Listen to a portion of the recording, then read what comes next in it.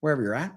Glad you're here. If you missed a previous live interaction here, you can always go back to YouTube channel, YouTube, The Impact Driven Leader, to check out any of these videos, podcasts, any of the other content that I share. Today, I'm wrapping up conversation podcast that released this morning with Seth Madison. And we talked about the future of work. We talked about leadership. We talked about just the current state, but also the last couple days about this subject of safety. It's something that I experienced earlier this summer, I maybe experienced in the past, but saw it come to life. And it's actually an organization I'm involved in. It's really playing out.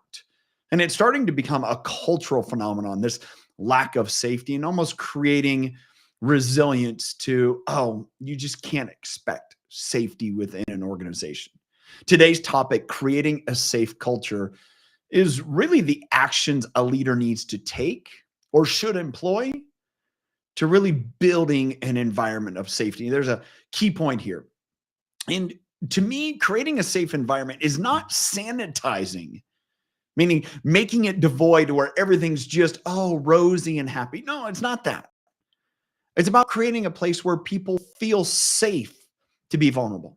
It could be beliefs. It could be, lack of understanding. It could be whatever it may be. And instead of sanitizing, so none of that ever exists, creating an environment where all of that can exist, where it's, cohabited. It's my thought of the day today. Even the safest cultures have dangerous moments, but those moments bind rather than divide. I'd like to go a little bit more into that. The safest cultures have dangerous moments where it may be, ooh, I'm not sure if I should bring this up, or ooh, I'm not sure what's going to happen.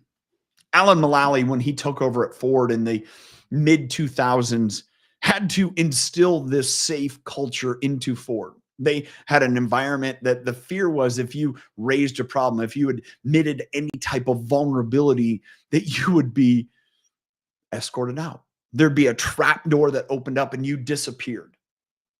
See, that created a culture where people were afraid to admit the truth, to ask for help.